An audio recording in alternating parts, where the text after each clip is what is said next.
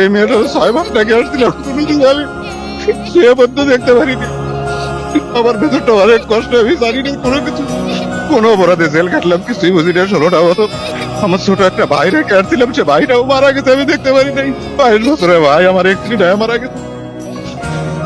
আমার যে কষ্ট, এটা আমি কোনোদিন প্রকাশ করতে পারবো না। এই 16টা বছর আমি কোনোদিনও ফেরাতে পারবো না। আমার এই মেয়েটারে ছোট্ট রেখে আসছে 6 মাস বয়স। আজকে দেখলাম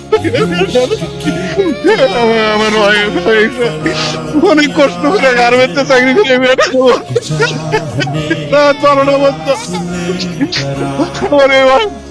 আমার স্ত্রীটা রাত 12টা পর্যন্ত গার্মেন্টসে ডিউটি করে, আমার খুব টাকা বাইরে যায়।